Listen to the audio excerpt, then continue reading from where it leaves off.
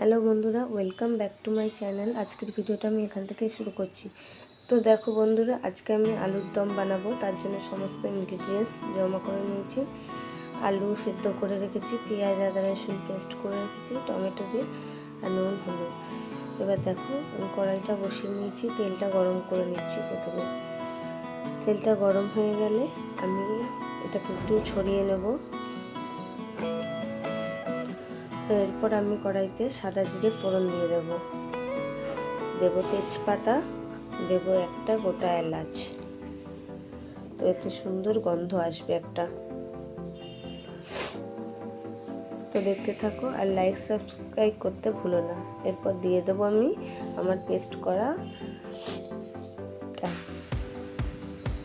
দেব নুন, দেব হলুদ, দেব জিরের গুঁড়ো 1 টিস্পুন।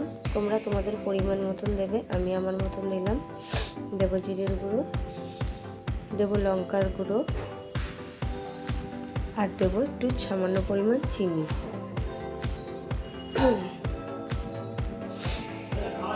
তো দেখতে থাকো, আশা করছি তোমাদেরও এটা ভালো লাগবে রেসিপিটা। তোমরাও বাড়িতে একবার ট্রাই করে দেখতে পারো।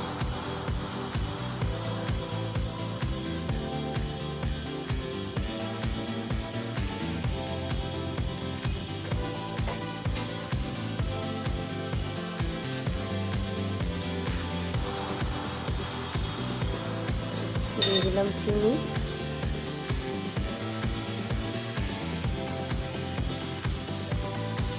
এবার এটাকে ভালো করে মিক্স করে নেড়ে চেড়ে নেবো আমি।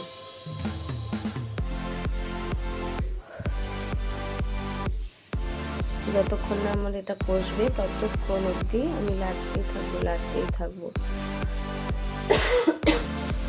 দেখো, এটা কষিয়ে নিচ্ছি। যতক্ষণ না কষবে ততক্ষণ একটু আমি নেড়ে চেড়ে নেবো।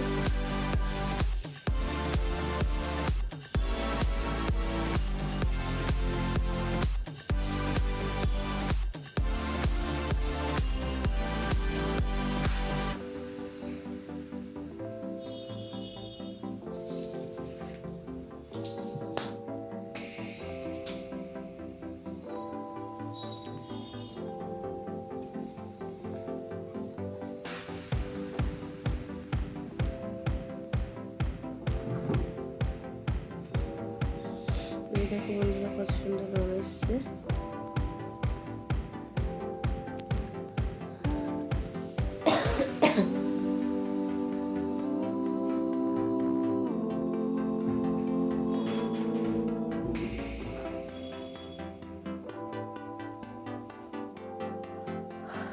আমার অলমোস্ট রান্না রেডি হচ্ছে, তেল ছাড়া হয়ে যাচ্ছে।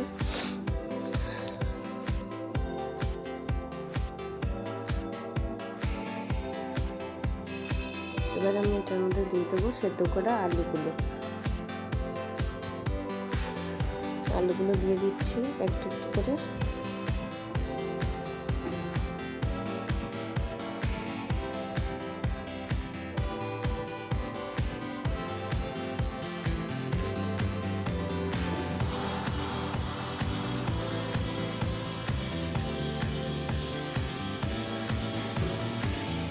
দিয়ে ভালো করে নেড়ে চেড়ে দিচ্ছি।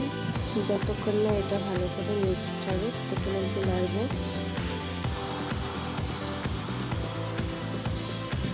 এরপরে দিয়ে দেবো সামান্য পরিমাণ একটু জল।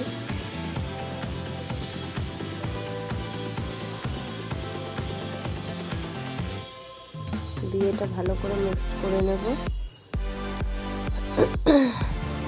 তোমরা কে কোথা থেকে ভিডিওটি দেখছো কমেন্টে জানিও, আর লাইক সাবস্ক্রাইব করতে ভুলো না বন্ধুরা।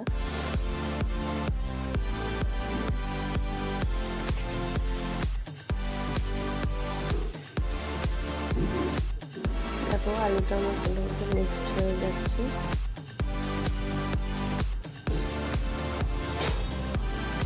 এবার আমি এটা দিয়ে দেবো জল সম পরিমাণ।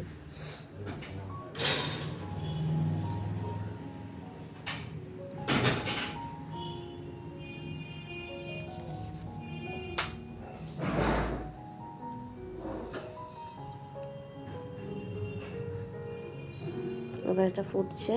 এবার একটু দিয়ে দিলাম গরম মশলার গুঁড়ো।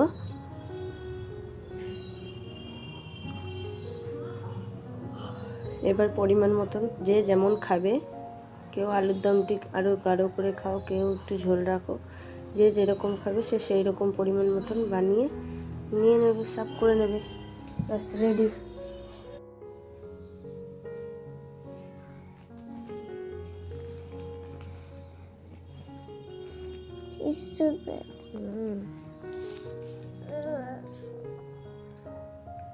দেখো এবার আমার আলুর দমটা রেডি, এবার আমি নামিয়ে নিচ্ছি।